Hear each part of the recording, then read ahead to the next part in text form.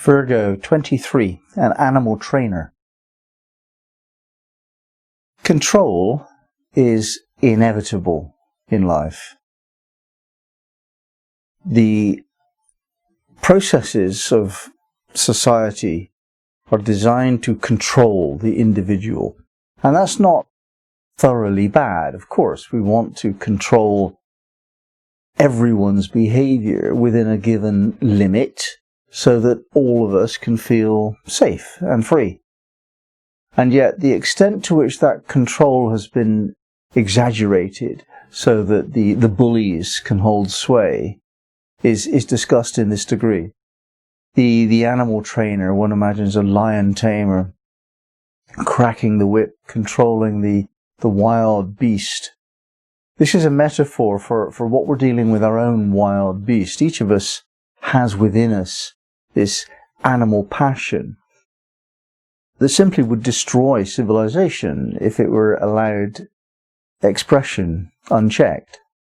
So each of us has to learn self-discipline. And this is a part of the very early training of a baby. We train the baby to have some measure of control over its behavior.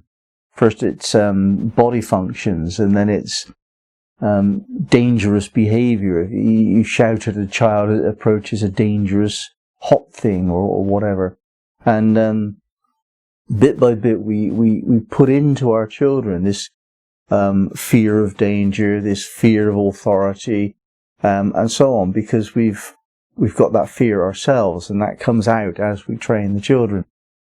So the line between appropriate control and bullying, inappropriate control, is a very, very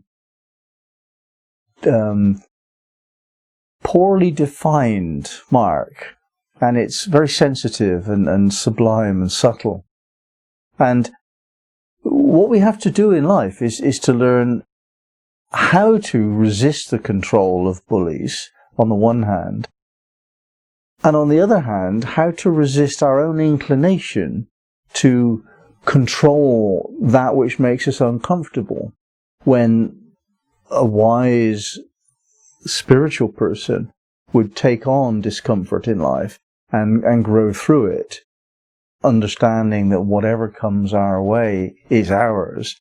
So if we're made uncomfortable, then we have to deal with that, go through our emotional process. Whereas people tend to try to keep out the factors in life which disturb them, and therefore they control life in order that they avoid their emotional process. So the inappropriate control works two ways. It's by us as well as upon us, both very difficult to avoid. And the master, the lion tamer, has the ability to use appropriate control. At a very high level, we can contain the wild beast within us because we have this series of qualities, a package of abilities that enable us to do that. Now, these abilities are such words as patience and resoluteness and a strength of character and force of will. These qualities underline the strongest of characters in our society. The ones who can actually tame the wild beast within them, they're not denying it.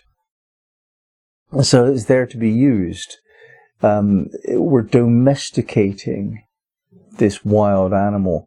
And when we've done that in history, we have the ability to ride horses fast and to use dogs to protect our property, because we harness their wildness, whether it's the power of movement or angry force of aggression in a dog. You know, if we can control it, then we actually extend our own power by having access to animal passion in a controlled way. Sometimes, in order to resist being bullied as an adult, we need to proclaim ourselves. And self-proclamation has been squeezed out of us by the processes of parenting and teaching. We're told not to boast, aren't we? Self-proclamation is a form of extending your will into the world. I am this. And if it's done poorly, it could come out as ineffectual. You just won't make your claim. Or boasting, in which case you'll engender negative feedback. People will try and stop you. So the whole idea of actually saying what you are, what you claim to be, is fraught with difficulty.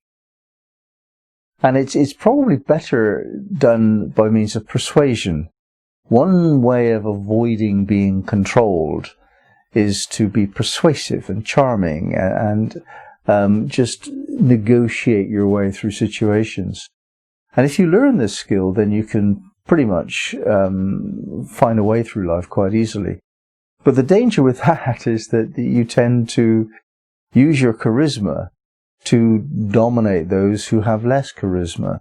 And that sounds okay until you actually put up the consequences. You get a load of sheep following you and wanting your attention.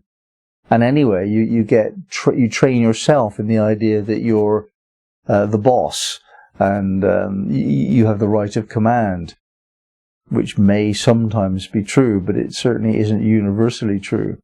And those people that are charming and persuasive and able to dominate the lesser minds in their community, they tend to consider themselves more important, and they don't go through their emotional process. And so they lock themselves in, they become the leaders of a very small level of consciousness, a big fish in a small pond. So we're discussing a very, very delicate and sensitive question with this whole business of what you do with your control issues. You don't want to be bullied, but you don't want to bully people either, even if it's using lovely methods like persuasion and charm. You still don't want to do it. Either you're going to end up as a master or a slave, and it is thought that the master is better off because they get to decide what to do. But yeah, maybe that's true. But master and slave, they're both locked in to an equation of control, and neither is free. We're trying to avoid both of those things. No one's slave, no one's master. And the slave that you are is slave to your soul. The master that you are is master of your inner beast. Then all is well.